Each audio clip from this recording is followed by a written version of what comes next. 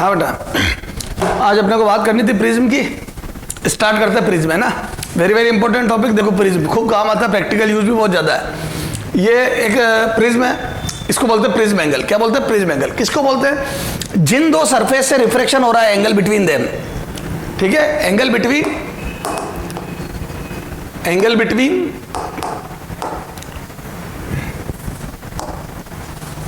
To refracting surface, two surface at which refraction occur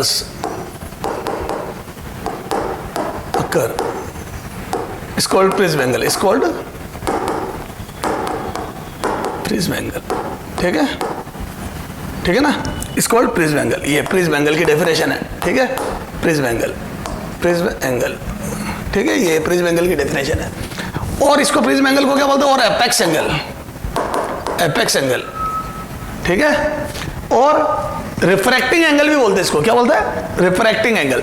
तो refracting angle, prism angle और apex angle. Exam में कोई भी नाम लिखा हुआ आ सकता है, कंफ्यूज मत होना। ठीक साहब, अब ये रे एक आई एंगल पर इंसिडेंट हुई, that is called angle of incidence. ठीक है, ये ई पर बाहर निकली, that is called angle of emergence. अब एक बात बताओ, ये दोनों रिफ्रैक्शन वन, रिफ्रैक्शन, ये टर्मोलॉजी प्रिज्म की। ये prism angle of incidence, angle of emergence, angle of refraction one, angle of refraction two. बताओ ये एंगल कितना होगा? अब मेरे को इन तीनों में रिलेशन बनाना था। एंगल में रिलेशन बनाने के लिए ट्राइंगल चाहिए। तो if this is R1 then this is 90 minus R1, this is R2 then this is 90 minus R2। तो 90 माइनस R1, 90 माइनस R2 और A। तो क्या मैं बोल दूं, यहां पे तीनों का sum 90 minus R1 plus 90 minus R2 plus A is equal to 180। ये तो बोल दो ये 180 कट गया था, यहां से आ जाएगा R1 plus R2 is equal to A। These are the relation between the angles। R1 plus R2 बराबर A। दोनों रिफ्रैक्टिंग एंगल 1 और 2 का एडिशन प्रिज्म एंगल के बराबर होगा। R1 प्लस R2 बराबर A। क्लियर है क्या? या दिस इज द रिलेशन।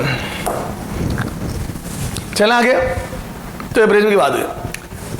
ये वेरी वेरी इंपॉर्टेंट रिलेशन है दोनों एंगल का। हालांकि ये इसकी ट्रिग्नोमेट्री बहुत आसान है भाई। मैं चाहूं तो यहाँ पे स्नेल्स लॉ से सॉल्व करूं।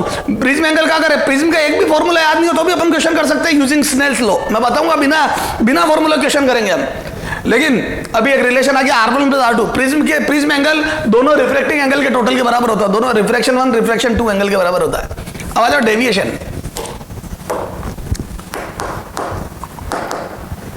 डेविएशन।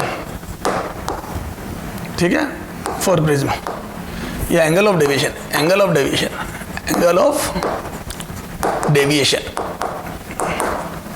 फॉर प्रिज्म, ये ठीक है।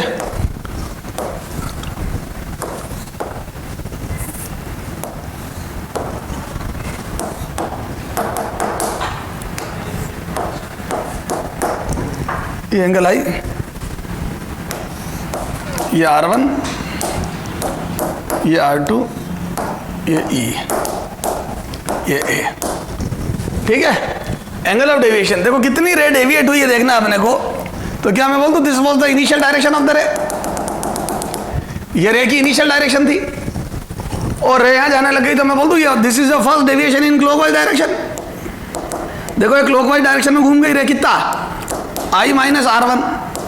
ये तो ये I माइनस R1 घूम गई, फिर ये रे यूं जाने लग गई। उसके बाद ये रे फिर घूमी, देखो ये यूं जा रही थी और ये यूं घूम गई, ये दिस, ये तो बोल दो ये R2 है तो ये भी R2 है। ये तो this is R2, this is R2, तो मैं बोल दूं ये E माइनस R2। ये देखो, तो पहले क्लॉकवाइज घूमी I माइनस R1 और फिर घूम गई E माइनस R2। तो बोल दो टोटल डेविएशन, देखो total deviation is equal to del 1 plus del 2। तो ये आ जाएगा I minus R1 clockwise plus E minus R2 again clockwise.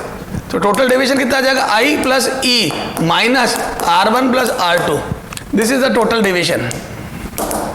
तो आ जाएगा I plus E minus A, this is A। ये टोटल डेविएशन है, I plus E minus A, this is the total deviation. Clockwise then again clockwise, तो I plus E minus A, this is the total deviation. तो रेट totally कितनी deviate हो गई, आई plus e minus ए। ये formula भी अपने को याद रखना। तो हमने प्रिज्म में दो फॉर्मूले पढ़ लिए, क्या, R1 प्लस R2 बराबर है और एक i plus e minus A. This is the deviation. Clear है? चलो साहब, हाँ बेटा, प्रिज्म अपन पढ़ रहे थे ना, प्रिज्म में जैसे ये हो गया ये डेविएशन, मैंने बताया ना आपको ये, तो ये टोटल डेविएशन कितना गया बेटा, आई प्लस ई माइनस ए। ठीक है, ये तो ये दो फॉर्मूले हो गए। हालांकि अपन पहले कुछ बेसिक क्वेश्चन करते हैं, फिर अपन मिनिमम डेविएशन की कंडीशन पढ़ेंगे।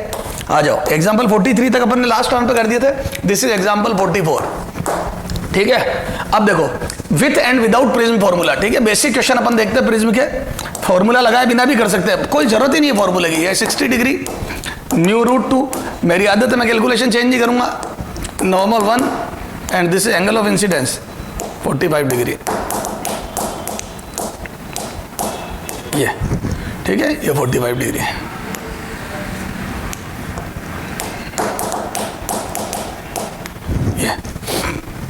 ये रे आई और यहाँ पे रिफ्लेक्शन। तो देखो क्या हो जाएगा बेटा, ये प्रिज्म ABC,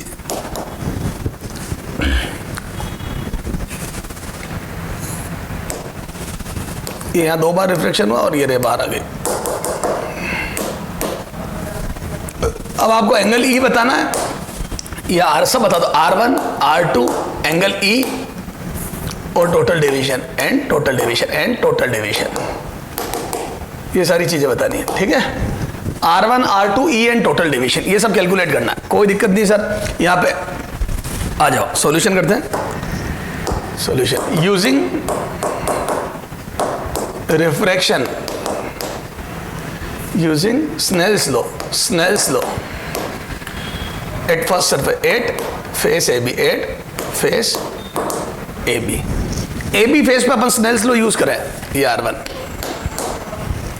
तो यहां से आ जाएगा 1 sin 45 is equal to √2 sin R1।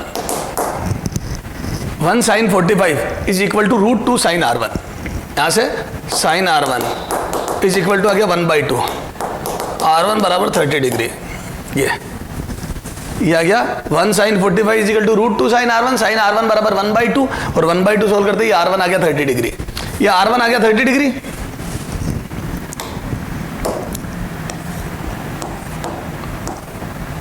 ये 30 डिग्री, ये R1 आ गया 30 डिग्री।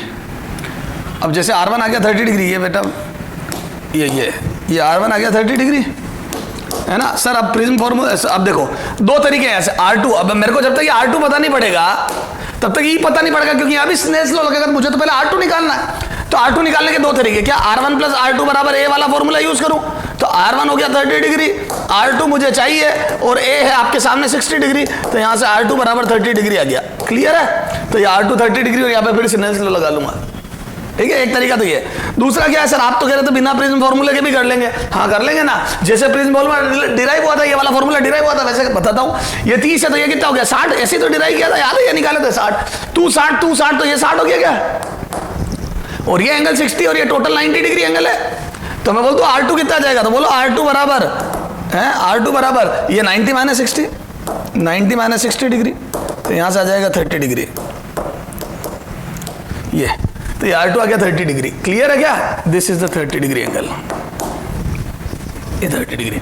अब इसमें स्नेल्स लॉ लगा लूं तो आ जाओ, कितना आ जाएगा, तो बोल दूं using Snell's law, using Snell's law at AC surface, तो यहां से कितना आ जाएगा, अंदर √2 sin R2 is equal to 1 sin E, ये यहां से, तो ये आ जाएगा √2 sin 30 degree is equal to sin E, तो यहां से आ जाएगा sin E is equal to 1/√2, तो यहां से E बराबर 45 डिग्री, तो कितना आ गया E 45 डिग्री। क्लियर है क्या? तो ये angle E, angle of emergence आ गया 45 डिग्री, ये क्लियर है, ये 45 डिग्री बोलो, तो ये 45 डिग्री समझ गए। तो देख लो, बिना किसी फॉर्मूले के अपन ने कर लिया। हालांकि मैं फॉर्मूला निकाल के भी R2 निकाल सकता था यार, पर मैंने बेसिक से निकाल लिया ट्राइंगल से जाके। ठीक है, चला जाओ, टोटल डेविएशन, टोटल डेविएशन, ये डेल, टोटल डेविएशन डेल, ये आ जाएगा आई प्लस ई माइनस ए, ये आ जाएगा 45 degree plus 45 degree minus 60 degree and this is 30 degree.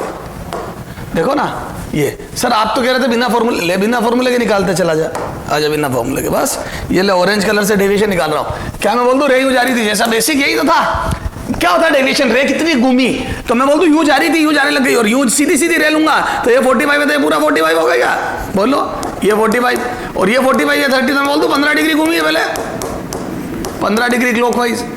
अरे बोलो ये 15 डिग्री क्लॉकवाइज तेरे सामने है ना। 45 पे जाते जाते 30 पे जाने लग गई, नॉर्मल से 45 पे जा रही थी 30 पे जाने लग गई, 15 डिग्री घूम गई। उसके बाद नॉर्मल से वापस 30 पे थी, फिर 45 पे हो गई तो फिर 15 डिग्री घूम गई, ये तक 15 डिग्री फिर से क्लॉकवाइज। तो बोल दूँ दोनों बार रहे 15-15 डिग्री घूमी, तो मैं बोल दूँ टोटल डेविएशन देखो कितना है, टोटल डेविएशन डेल टोटल, तो ये आ जाएगा कितना 15 degree clockwise again 15 degree clockwise, तो टोटल आ गया क्या 30 डिग्री क्लॉकवाइज, ये 30 डिग्री क्लॉकवाइज,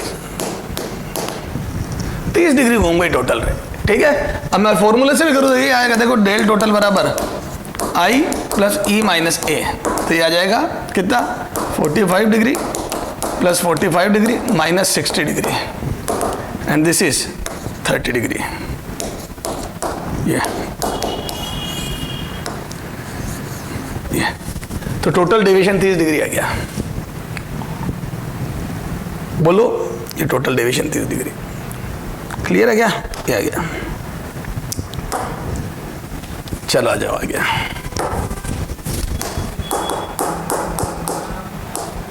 एग्जाम्पल 45, ठीक है। तो सर प्रिज्म फॉर्मूले याद हो तो अच्छी बात है, नहीं याद हो तो बेसिक से ट्रिग्नोमेट्री लगा के R2 तक पहुंच जाओ, और वो क्या है ऊपर प्रिज्म वाले एंगल उसमें जाओ, ट्राइंगल में ट्राइंगल से आ जाओ R2 पे, R2 से E निकल जाएगा, क्लियर है। चलो आ जाओ। अब इसमें और अच्छे क्वेश्चन बनाने के लिए ये होता है कि जैसे देखो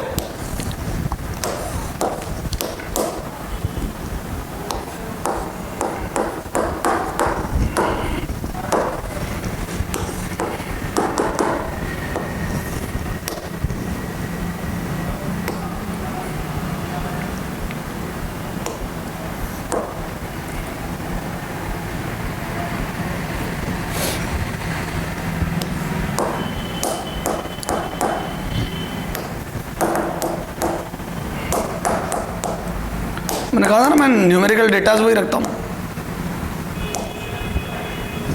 हाँ।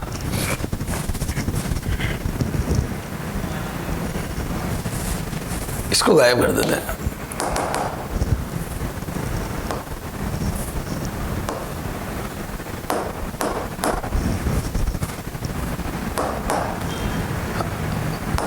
ए ray incident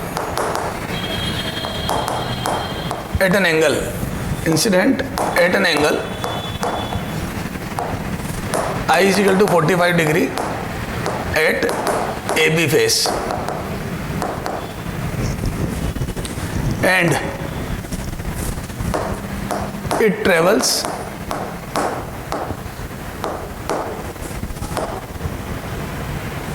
without deviation, without deviation.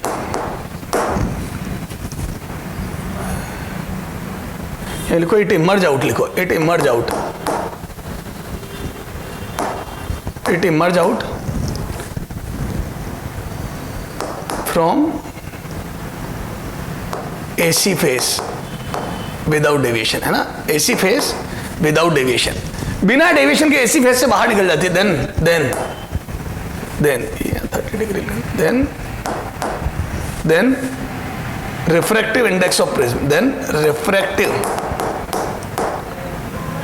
index of prism mu will be, ठीक है। इस प्रिज्म का रिफ्रैक्टिव इंडेक्स म्यू कितना होगा ये बताना है, ठीक है। चलो आ जाओ सॉल्यूशन, ठीक है। तो बोल दूं यहाँ पे से विदाउट डेविएशन निकल गई रे, है ना, ये 90 डिग्री पे, ठीक है, विदाउट डेविएशन निकल गई। तो बोल दो this is angle R1 and this is R2 बराबर 0, ये तो एंगल ये R1 है और वो R2 0 है ना, सीधी विदाउट डेविएशन निकल गई। तो यहां से मैं बोल दूं one using Snell's law, using Snell's law 8 AB face है ना, AB फेस पे स्नेल्स लॉ लगाओ, कितना आ जाएगा बोलो। अच्छा, जैसे ही विदाउट डेविएशन रे निकलती तो परपेंडिकुलर गिरेगी। मैंने बताया था ना रिफ्रैक्शन कब बंद होता है, एक मिरर में अपन ने पढ़ा था पाथ रिट्रेस करना, तो याद है मिरर पे परपेंडिकुलर गिरती है तो रिट्रेस करती है, क्योंकि नॉर्मल के लॉन्ग जाएगी, नॉर्मल के लॉन्ग I बराबर R बराबर 0 हो जाएगा। और रिफ्रैक्शन में विदाउट रिफ्रैक्शन कब मूव करती है, जब सरफेस पे परपेंडिकुलर गिरती है, मतलब वही I बराबर R बराबर 0 होना चाहिए। तो आ जाओ, है ना, Snell's law at AB face, तो कितना आ जाएगा बोलो, कितना आ जाएगा। तो बोल दू 1 sin 45 is equal to mu sine R1, mu sine R1, ठीक है ये। और R2 0 है तो मैं बोल दूं R1 30 डिग्री हो जाता है। ध्यान रखना, एक भी फेस पर अगर वो विदाउट डेविएशन जाती है तो दूसरा एंगल R1 R2 में से दूसरा एंगल A के बराबर हो जाता है। तो यहां से मैं एक इंपॉर्टेंट रिजल्ट लिख दूं क्या प्रिज्म की थ्योरी में, है ना, R1 और R2 में से एक भी 0 है। If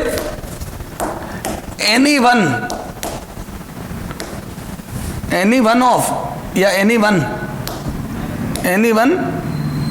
R1 or R2, anyone from R1 and R2, from R1 and R2 is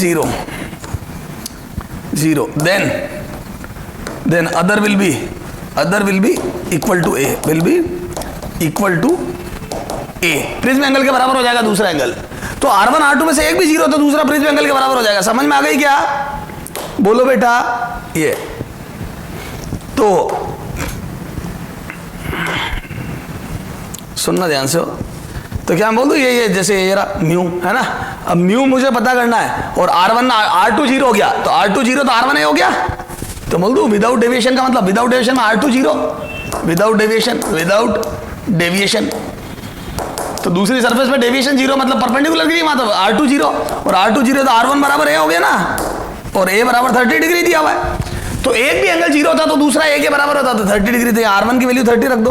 तो बोल दो sine 45 1/√2 is equal to √2 sine, sorry mu निकालना, म्यू साइन 30 डिग्री, 30 डिग्री की वैल्यू 1/2, तो मैं बोल दूं म्यू बराबर √2 आ गया। तो mu will be equal to √2, clear है। तो म्यू की वैल्यू √2 आ गई, तो R2 0 हो गया और R1 बराबर 30 डिग्री आ गया और म्यू की वैल्यू √2 आ गई।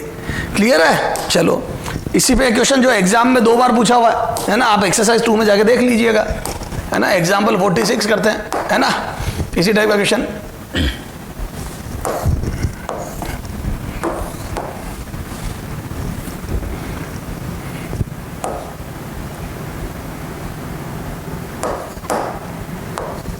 है ना, उन्होंने हो सकता है पूछा म्यू, मैं तुम्हारे से अब म्यू पूछ लिया इसलिए ये पूछ रहा हूं, ठीक है।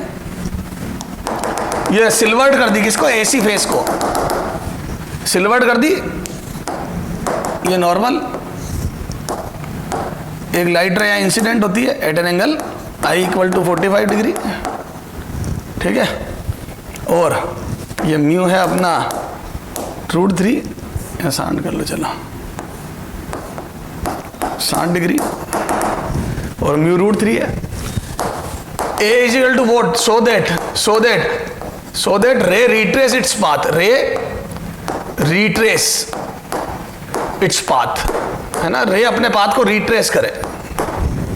A = what, so that ray retrace its path, ये रे है ना जो अपने पाथ को रिट्रेस करे, ये जैसी गई वैसी आ जाए, ठीक है। तो A की वैल्यू क्या हो, तो क्या मैं बोल दूं ये रे यूं परपेंडिकुलर गिरनी चाहिए 90 डिग्री पे, ये। तो जैसे ही रे यहाँ परपेंडिकुलर गिरेगी वो अपने पाथ को रिट्रेस करके वापस आ जाएगी, मतलब मिरर पे परपेंडिकुलर गिरती है, रिट्रेस करती है। बहुत इंपॉर्टेंट कंसेप्ट और मैंने बताया भी था आपको रिट्रेस करने के लिए। तो बोल दो ये येलो कलर से, ये सॉल्यूशन का पार्ट, ध्यान रखना, ये क्वेश्चन नहीं था ये। तो रे should be incident perpendicularly on surface AC, clear है। और अगर ये परपेंडिकुलर गिरेगी तो मैं बोल दूं R2 बराबर 0 हो गया, और R2 बराबर 0 हो गया तो बोल दो R1 बराबर A हो जाएगा। अब ये निकालेंगे कैसे वो देखते हैं। तो A आ गया ना अपना A, तो R1 ही A होगा, क्योंकि R2 0, एक भी एंगल 0 हो जाता तो दूसरा A के बराबर हो जाता, अभी बताया मैंने तेरे को।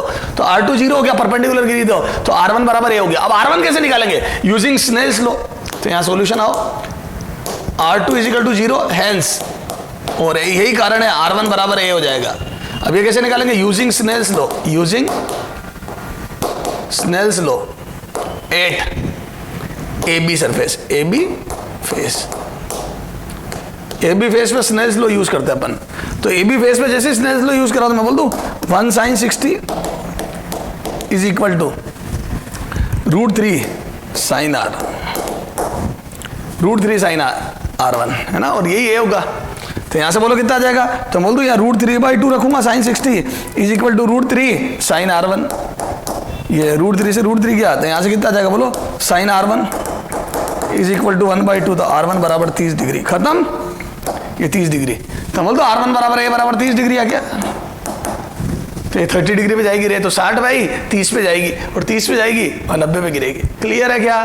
तो 30 degree will be the angle of refraction R1, 30 degree होगा। क्लियर है?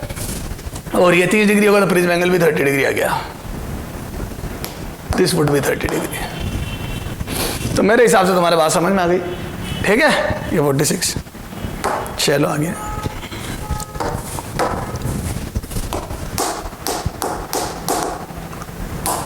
एग्जाम्पल 47, ये क्या डिग्री डिग्री, ठीक है? और आओ देखो आगे, और इसमें जो क्वेश्चन बनते प्रिज्म है, क्वेश्चन ये भी देता है जैसे कि जैसे ये प्रिज्म है,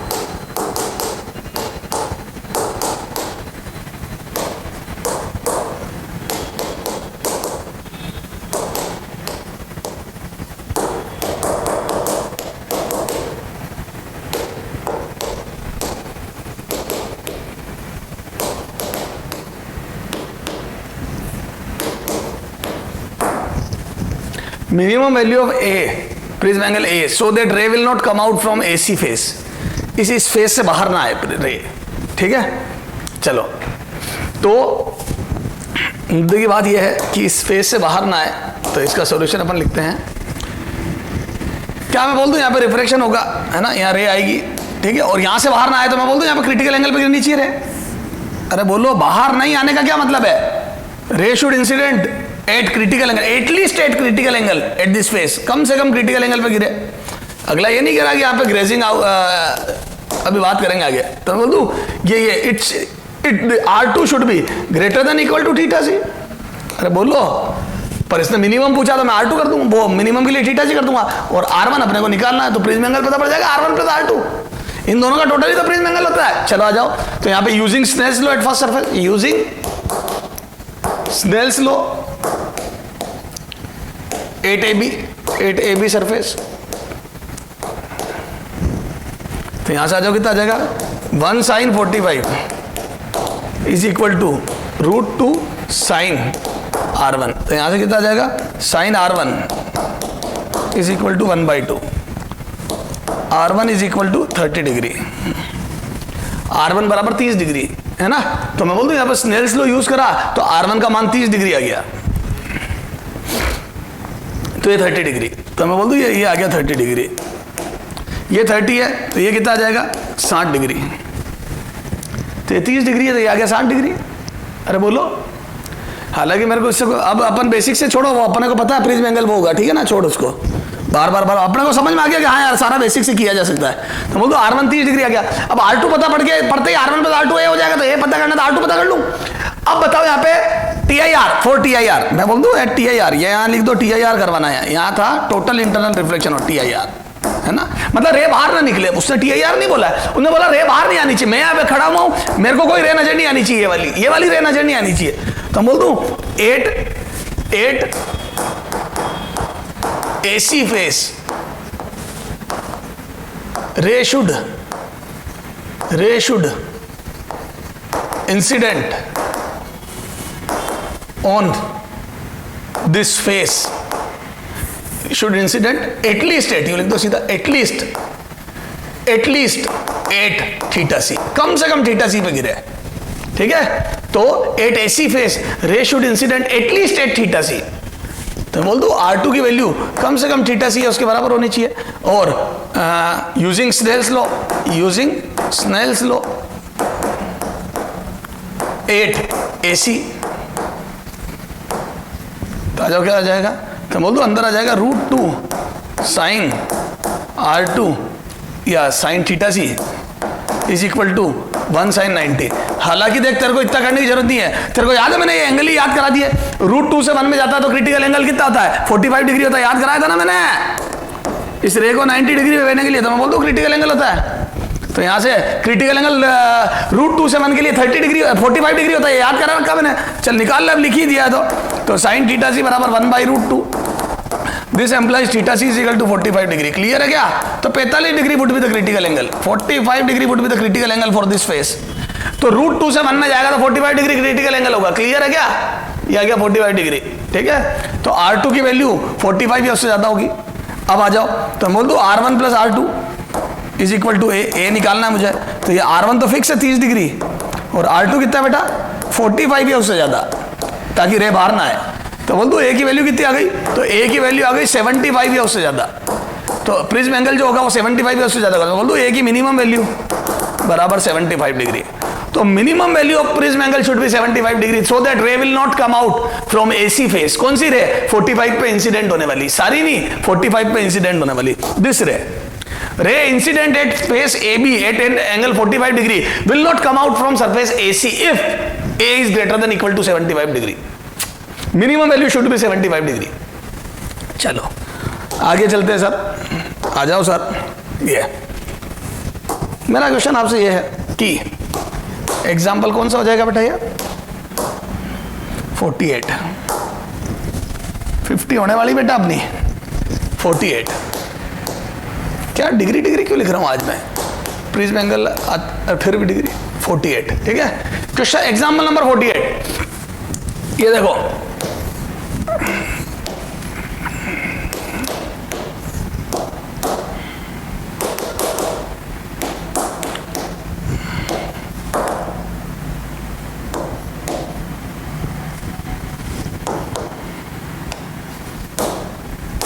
है ना, A is equal to what? So that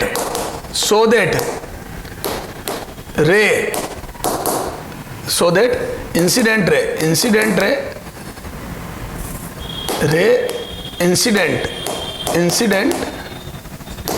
at an angle 45 degree 8 AB face will be grazing emergence 8 AC। अब देखो इस क्वेश्चन को समझना पड़ेगा बेटा, ये जेई मेंस में पूछा हुआ क्वेश्चन है ना, जेई मेंस, ठीक है। अब तुम्हारे भी आ सकता है कभी भी। अब क्या है सर ये इसका, तो ग्रेजिंग इमरजेंस, क्या लिखा है इसने, grazing emergence. What do you mean by this word grazing emergence? ये ग्रेजिंग इमरजेंस का मीनिंग क्या होता है? तो ग्रेजिंग इमरजेंस का मीनिंग होता है सटती हुई, सरफेस के पैरेलल सटती हुई बाहर निकलना। तो बोल दो ग्रेजिंग इमरजेंस मींस दिस ये। तो एसी फेस पर ग्रेजिंग इमरजेंस का मतलब होता है फेस के पैरेलल बाहर निकल जाइए। क्लियर है? तो यहां से देखो R1, ठीक है, ये R2, ये R1 ये R2, ये ग्रेजिंग इमरजेंस है ना, ये 90 degree, this is the grazing emergence, सट्टी भी बाहर निकले R1 R2 ये। तो मैं बोल दूं ये ग्रेजिंग इमरजेंस का मतलब ये it should be critical angle, तो R2 should be critical angle, this should be theta C. बोल बायोलॉजी, ये 45 मतलब क्रिटिकल एंगल होना चाहिए, और √2 से 1 क्रिटिकल एंगल 45 होता है। तो यहां से आ जा सॉल्यूशन में, ग्रेजिंग इमरजेंस, पहले तो ग्रेजिंग इमरजेंस रे मीन्स, बोलो मीन्स क्या हो गया, ई बराबर means E equal to 90 degree. This is the meaning of grazing emergence ray. 90 degree पे रे बाहर आनी चाहिए, बोलो। तो ये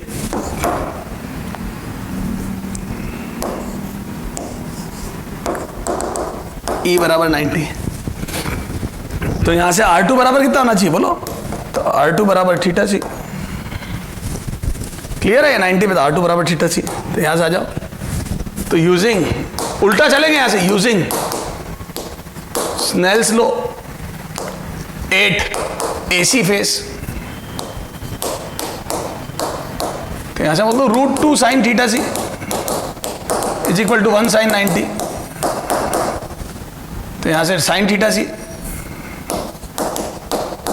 is equal to 1/√2। This implies theta C is equal to 45 degree. ये तो आ गया थीटा सी 45 डिग्री। बोलो, तो ग्रेजिंग इमरजेंसी में थीटा सी 45 डिग्री, और जैसे ये 45 डिग्री आया और ये एंगल पता पड़ गया तो मेरे को ये पता पड़ जाएगा, और ये एंगल भी यहाँ पे using Snell's law at first surface. तो यहाँ जा using Snell's law at AB face. अब AB फेस पे स्नेल्स लॉ लगाओ, बोलो कितना आ जाएगा? तो बोल दो 1 sin 45 इज इक्वल टू, बोलो अंदर वाला μ√2 sin R1, बोलो कितना आ जाएगा sin R1? तो यहां से बोल दूं मैं sin R1 is equal to 1/2। This implies R1 बराबर 30 डिग्री। तो R1 आ गया 30 डिग्री, थीटा सी या R2 आ गया बराबर R2। तो R2 आ गया 45 क्योंकि ग्रेजिंग इमरजेंसी रहती। तो बोलो प्रिज्म एंगल कितना आ जाएगा? A बराबर R1 प्लस R2। तो यहां से आ जाएगा बेटा 30 degree plus 45 degree, and this is 75 degree. तो A की वैल्यू एग्जैक्ट 75 डिग्री होनी चाहिए। बोलो, तो prism angle would be 75 degree. Clear है क्या? ये 75 डिग्री।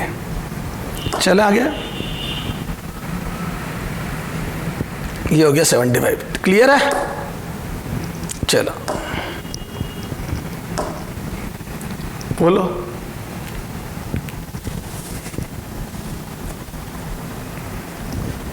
मेरे हिसाब से समझ में आ गई बात अपनी।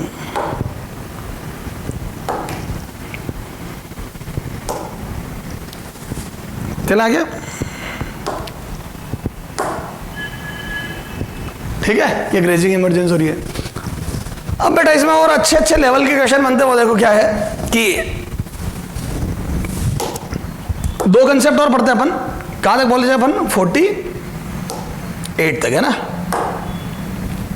अब क्वेश्चन कर रहा हूं, उससे पहले मैं तेरे को दो चीजें और बताता हूं। ये देख, एक कंसेप्ट है, जैसे एक फेस में रे नॉर्मल इंसिडेंट हो, है ना, परपेंडिकुलर गिरे, यानी बोल दो AB फेस पर विदाउट डेविएशन रे मूव करे, एक फेस पर रे विदाउट डेविएशन मूव करे, है ना, एक फेस AB पर रे विदाउट डेविएशन मूव करे, नो डेविएशन या परपेंडिकुलर एंटर करे, तो यहां से ना ये थ्योरी है ना, ये कंसेप्ट है,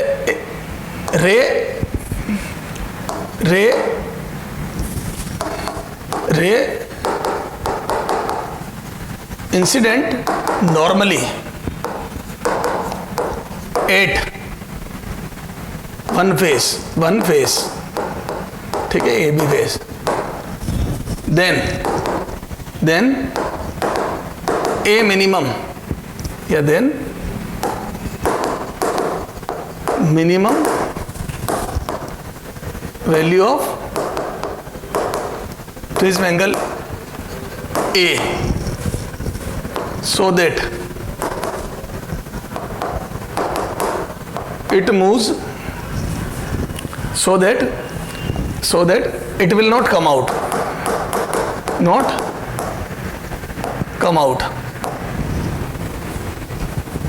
then value of minimum mat karo, then value of prism angle so that, then value of prism angle so that it will not come out from AC face या अदर फेस, ठीक है, other face. ये रे incident normally या normal incident, रे normal incident at AB face will not come out from AC face. तो A की value बतानी है, value of A prism angle की। तो क्या मैं बोल दूं विदाउट डेविएशन, जैसे ही बोल दिया उसने तो R1 0 हो गया।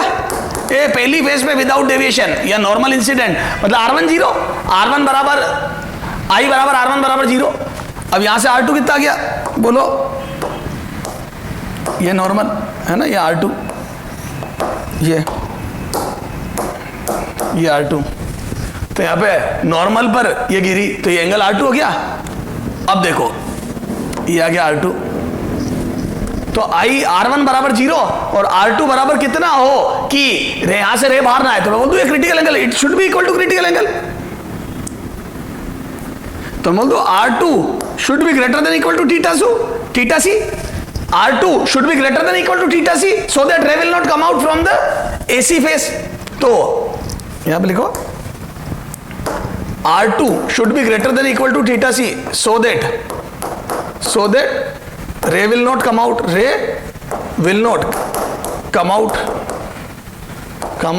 from AC phase। तो AC phase से रे बाहर ना आए उसके लिए R2 की वैल्यू थीटा सी उससे बड़ी होनी चाहिए। तो यहां से मैं बोल दूं क्या A is equal to R1 plus R2, तो यहां से बोल दूं ये तो 0 हो गया और ये greater than equal to theta C हो गया। तो यहां से फाइनल कंडीशन क्या हो गई, A should be equal to greater than theta C. ध्यान रखना, अगर एक फेस पर रे परपेंडिकुलर एंटर करती है, नॉर्मल इंसिडेंट होती है, तो दूसरी फेस से बाहर ना आने के लिए कंडीशन होती है कि वो वाला एंगल थीटा सी है उससे बड़ा हो जाए, यानी कि prism angle should be greater than equal to theta C, prism angle should be greater than equal to theta C. अगर मिनिमम वैल्यू पूछे तो एटलीस्ट थीटा सी होना चाहिए, ठीक है। अब एक और देखो क्वेश्चन, सुनना ध्यान से। मैंने तुम्हारे को क्वेश्चन कराया, ये तो ये कंडीशन है ना, कॉन्सेप्ट 1। ये देखो मैंने तुम्हारे को क्वेश्चन कराया कि 45 पे देखो, ये दिस इज अ पर्टिकुलर रे, क्या है ये, दिस इज अ पर्टिकुलर रे, ये एक मैंने एक पर्टिकुलर रे बना दी, ये पर्टिकुलर रे है जो आई रिफ्लेक्ट हुई और यहां से बाहर निकल गई, ठीक है। This is a particular specified रे, तो ये स्पेसिफाइड रे है जो ये गई, तो वो बाहर ना आए तो उसके लिए प्रिज्म एंगल 75 आया। ये तो होगी वो एक नॉर्मल इंसिडेंट रे बताई, तो देखो यहां प्रिज्म एंगल थीटा सी नहीं आया, थीटा सी प्लस R1 आया, क्योंकि यहां पर भी कुछ R1 था। यही अगर मैंने अभी ये केस बताया, इसमें रे क्या करी, यहां नॉर्मल इंसिडेंट हुई, तो ये R1 0 होने की वजह से ये थीटा सी आया, तो प्रिज्म एंगल बदलता जा रहा है कंडीशन के हिसाब से। कभी रे यहां 45 पे गिरा रहा हूं तो प्रिज्म एंगल थीटा सी से बढ़ा रहा है, क्योंकि यहां तो थीटा सी चाहिए ही चाहिए। दूसरी फेस, जिस फेस से बाहर नहीं आने देनी है, वहां तो एंगल थीटा सी चाहिए ही चाहिए, तो it should be theta C. Clear है? तो ये 45 तो कम से कम होना ही चाहिए, मतलब थीटा सी तो होना ही चाहिए। अब यहां पे कंडीशन डिपेंड करता है रे कैसी आई, नॉर्मल इंसिडेंट है तो सिर्फ थीटा सी है, उससे बड़ा प्रिज्म एंगल हो जाना चाहिए। यहां पर रे अगर किसी एंगल पे आती है तो R1 की भी कुछ वैल्यू आ जाती है। एक कंडीशन कि एट एनी एंगल, सुनना ध्यान से हो, एग्जाम्पल देखो, पहले एक एग्जाम्पल समझा रहा हूं फिर एक कंसेप्ट बताऊंगा। यहां खाली जगह छोड़ दो फिर वो कंसेप्ट लिखूंगा मैं। एग्जाम्पल 49 यहां कर रहा हूं, है ना, 49, सुनना ध्यान से। यहां पहले क्वेश्चन करा रहा हूं फिर इसका कंसेप्ट बताऊंगा, ताकि यहां पे फील आए न्यूमेरिकल वैल्यू में, क्योंकि वहां वेरिएबल में करूंगा मैं। देखो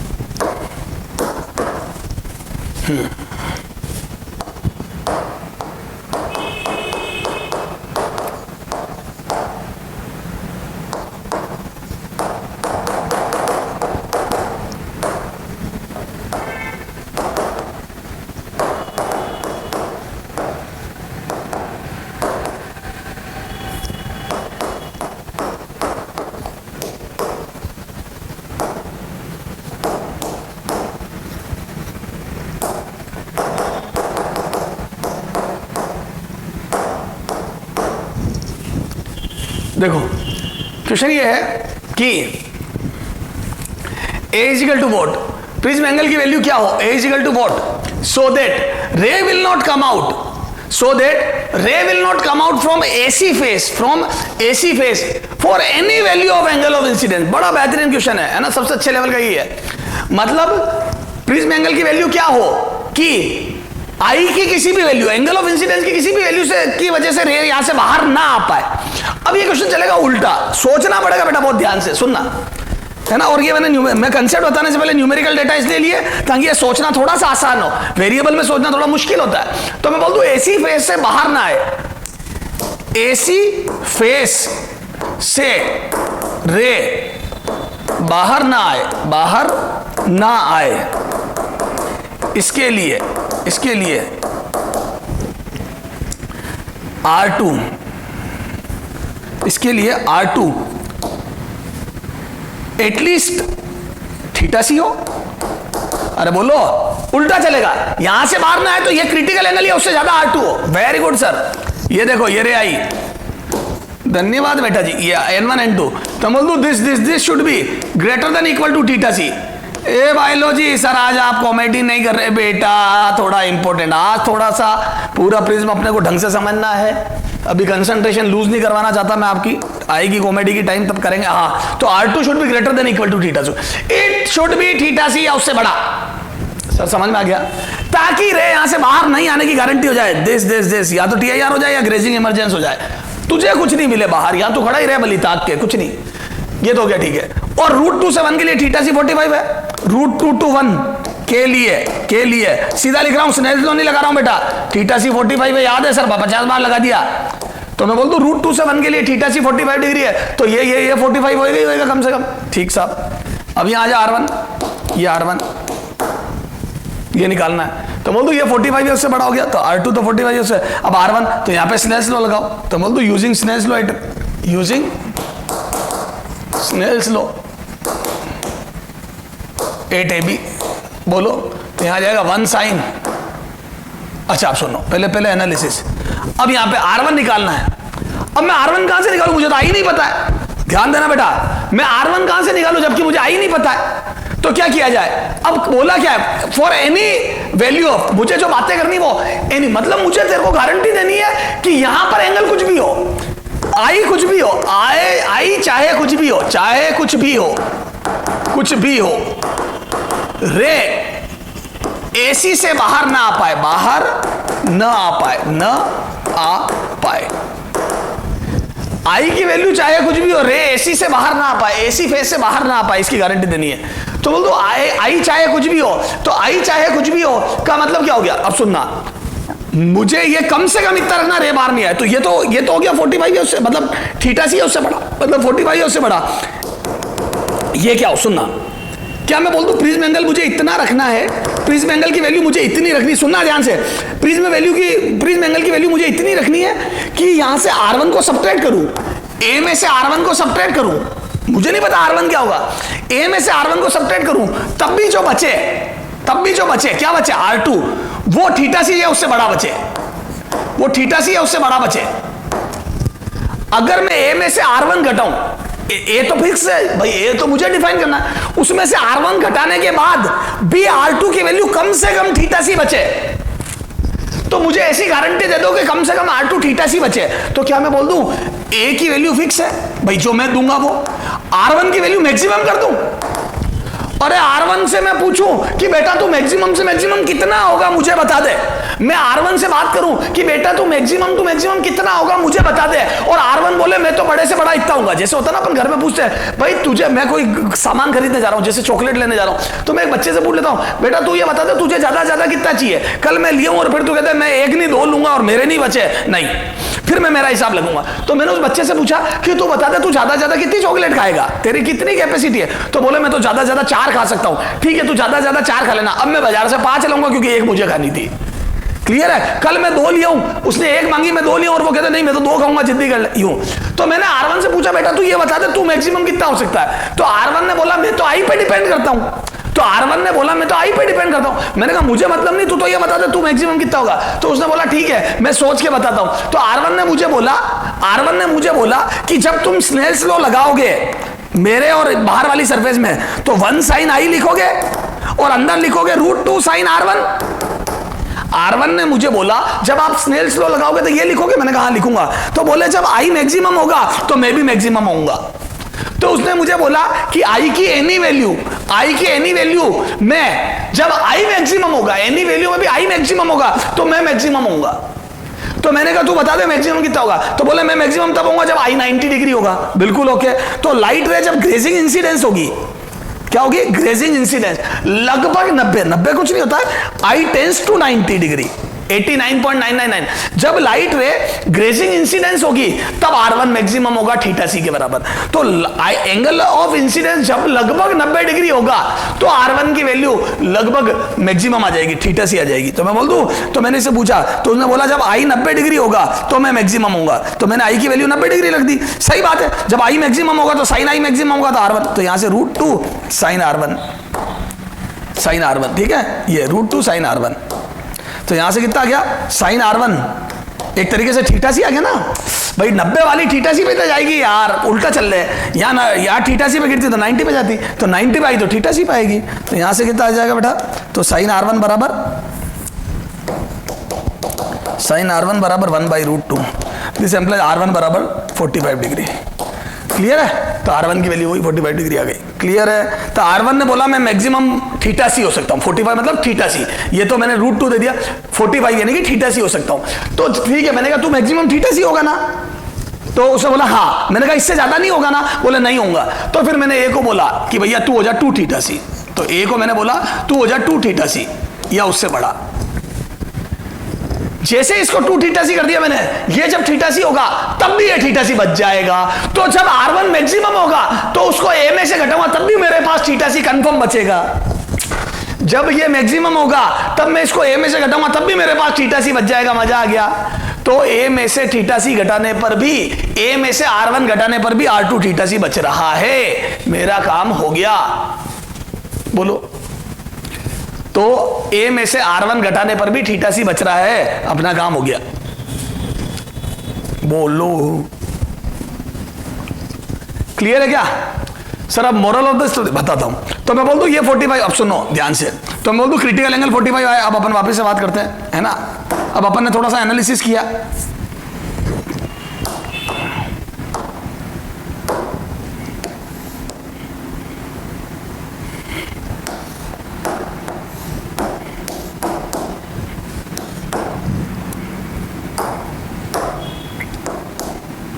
ये थीटा सी, ये थीटा सी, यहाँ पे 90 डिग्री, ठीक है। तो ये थीटा सी मैक्सिमम है ना, ये greater than equal to theta C होना चाहिए ताकि रे बाहर नहीं निकले, है ना। और ये थीटा सी से बड़ा आ नहीं सकता, ये आएगा छोटा या उससे, पर मेरे को तो मैक्सिमम टू मैक्सिमम चाहिए ताकि ये मैक्सिमम हो तब भी यहाँ कमी नहीं पड़नी चाहिए। वो बच्चा मैक्सिमम चॉकलेट मांग ले तब भी मेरे कम से कम एक तो पाती आनी चाहिए, क्योंकि मैं एक खाना चाहता था।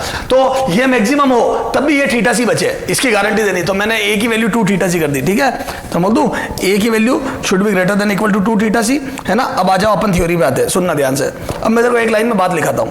तो एक रे पर यहाँ पे रे नॉर्मल इंसिडेंट हुई तो थीटा सी चाहिए था। अब यहां जा, है ना,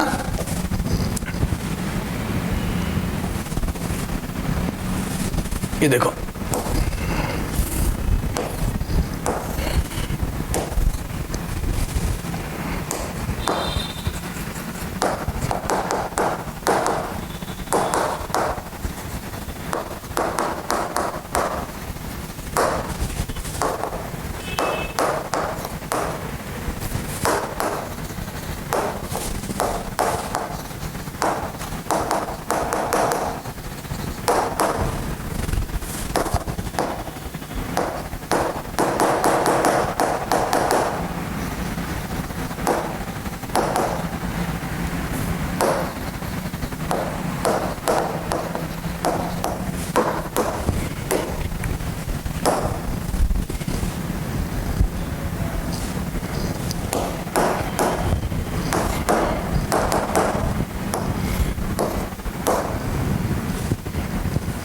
ठीक है।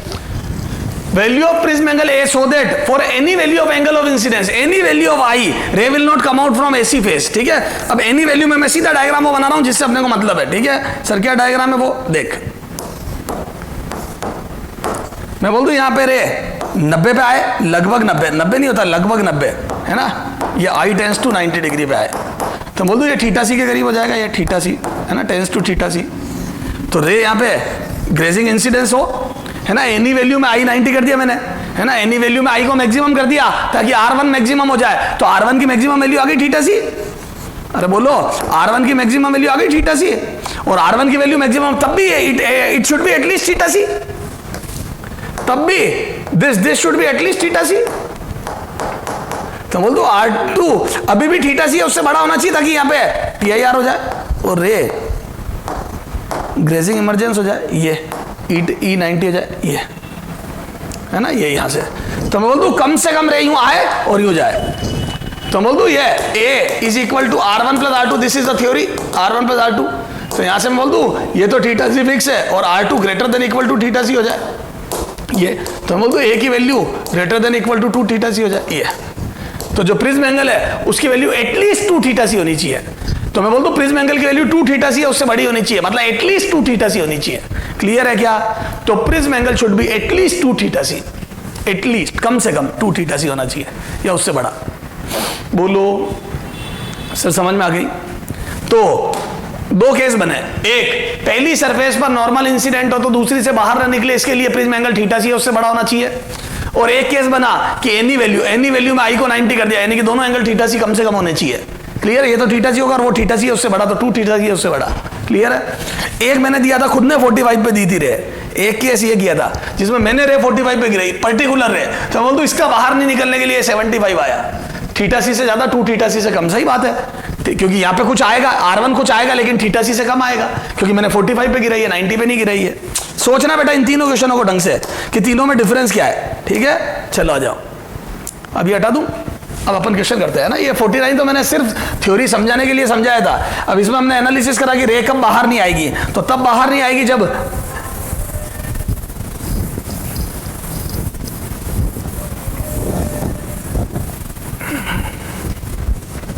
चलो आ जाओ, अब आ जाओ एग्जाम्पल 49, सुनना ध्यान से अब question.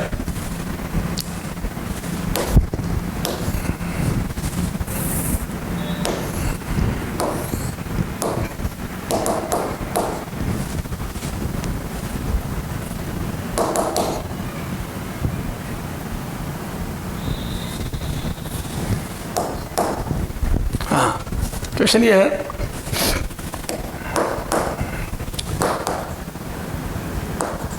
a ray enters in prism without deviation.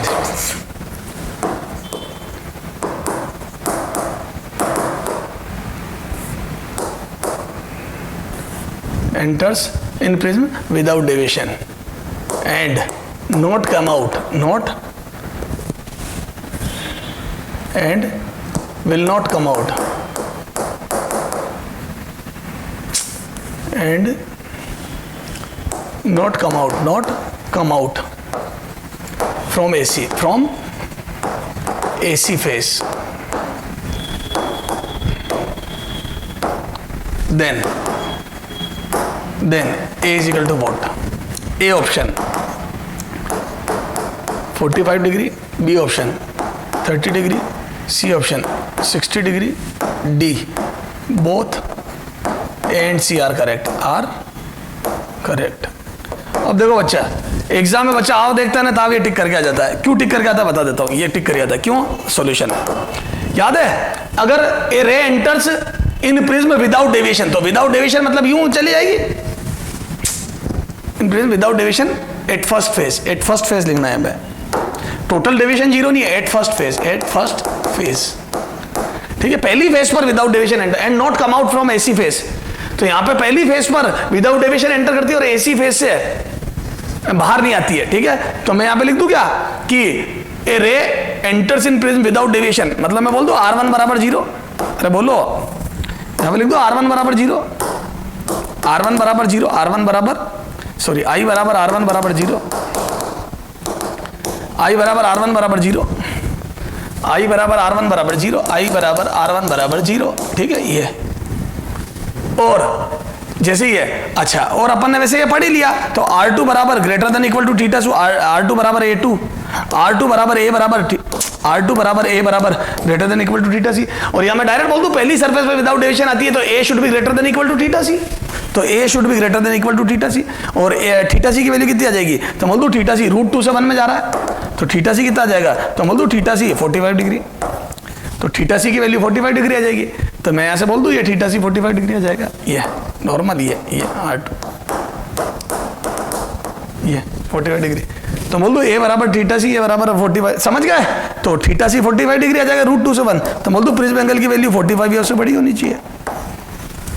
अब इसका कहीं मिनिमम वैल्यू लिखा है क्या? A ray enters in a prism without deviation at first face and not come out from AC face, then A पूछा है, मेरे से ये नहीं पूछा मिनिमम है।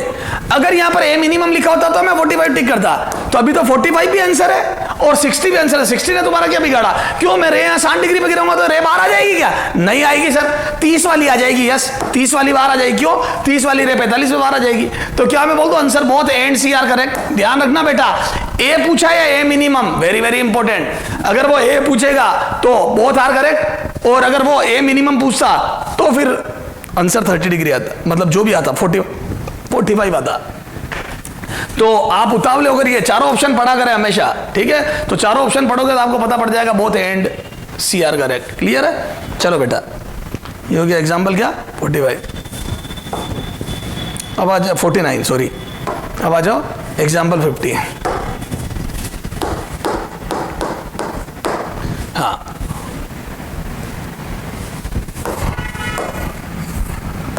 आज का बेटा लास्ट क्वेश्चन कर लेते हैं। √2 ए, ये ए बी सी, ये नॉर्मल, यहाँ रे गिर रही है, this is angle of incidence I. हाँ,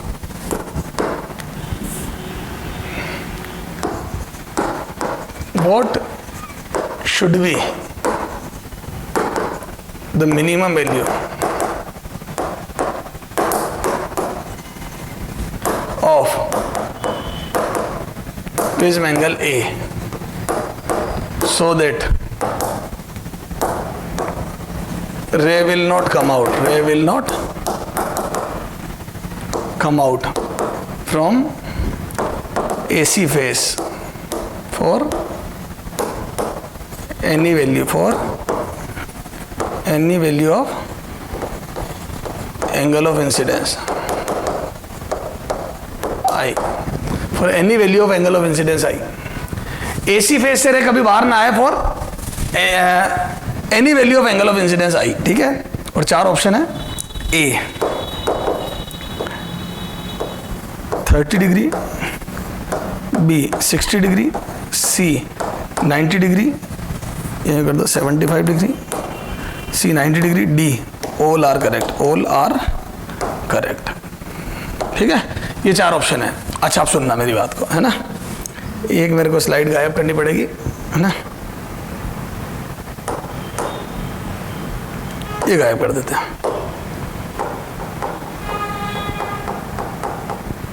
ठीक है? अब देखो, है ना, सॉल्यूशन देखते हैं अपन। याद है ए की value greater than equal to 2 theta C होती है। A for any value of angle of incidence, याद है ए की वैल्यू 2 थीटा सी उससे बड़ी होती है। कैसे आया था? याद है? इसको 90 किया था तो ये थीटा सी, और फिर उधर तो थीटा सी चाहिए ही चाहिए बाहर नहीं निकलने के लिए, तो 2 थीटा सी आ गया था ए की वैल्यू। तो बोल दो ए की वैल्यू 2 थीटा सी उससे बड़ी होनी चाहिए। तो आ जाओ, रखो। तो मैं बोल दूं theta C for A for 2 है, फॉर म्यू बराबर 2 है, 2 से लेके 1 में जाती है, तो बोलो थीटा सी कितना था? तो मैं बोलूँ थीटा सी 30 डिग्री आता है। थीटा सी बराबर 30 डिग्री, तो 30 डिग्री आता है। क्लियर है? तो यहां से मैं बोल दूं ए की value greater than equal to 2 theta C, यानी कि 2 × 30 60 डिग्री होनी चाहिए। तो ए की वैल्यू 60 या उससे बड़ी, प्रिज्म एंगल 60 या उससे बड़ा होगा तो गारंटेड रे यहां से बाहर नहीं निकल पाएगी, क्योंकि ये अगर आपने कम से कम भी 60 कर दिया तो आई 90 होने पर भी ये 30 होगा, और वो 30 हो गया उस, और क्रिटिकल एंगल वो भी 30 आ रहा है, तो ये 30 आ गया तो वो कम से कम 30 होना चाहिए, तो आपने 60 कर दिया। तो ए की जब R1 की वैल्यू 30 होगी तब भी R2 कम से कम 30 तो बचेगा ही बचेगा, और आई की वैल्यू 90 से कम होगी, मान लो 60 हो गई, तो ये 30 से कम आएगा और ये 30 से कम आएगा, तो ये वैल्यू कंफर्म 30 से बड़ी आएगी, क्योंकि ये 60 है, 60 में से 30 से कम यानी कि 25 सब्ट्रैक्ट हुआ, तो ये तो 30 से बड़ी बचेगी। तो क्या मैं बोल दूं R1 की ए की वैल्यू 60 करते ही आप सेफ हो गए। लेकिन उन्होंने मेरे से ये नहीं पूछा है ना, तो बच्चा कई बार ऑल आर करेक्ट ही कर जाता है कि सर आपने पहले बताया था तो 60 या 60 से ज्यादा, 60 से ज्यादा, 60 से ज्यादा, सर सारे करेक्ट है। नहीं, उन्होंने मिनिमम वैल्यू ऑफ ए पूछी है। क्वेश्चन ध्यान से पढ़ो, पिछले वाले में मिनिमम वैल्यू नहीं लिखा था, पिछले वाले में सिर्फ पूछा था ए, यहां पूछी है मिनिमम वैल्यू ऑफ ए, और मिनिमम वैल्यू ऑफ ए का मतलब क्या हो गया बेटा? प्रिज्म एंगल की मिनिमम वैल्यू। तो बोल दो ए का आंसर मेरा आया ग्रेटर देन इक्वल टू 60, तो 60 या 60 से ज्यादा आया, तो बोल दो मिनिमम वैल्यू 60 हुई। बोलो, तो ऑल आर करेक्ट नहीं होंगे, मिनिमम वैल्यू पूछिए तो 60 डिग्री आंसर होगा, क्लियर है? तो 60 डिग्री वो एंगल है जब से TIR स्टार्ट है, मतलब रे बाहर आना बंद हो जाएगी। क्लियर है बेटा? ये आज जो पढ़ा है उसको ध्यान से देखो। कल अपन बात करेंगे मिनिमम डेविएशन की, है ना? कल से अपन बात करेंगे मिनिमम डेविएशन।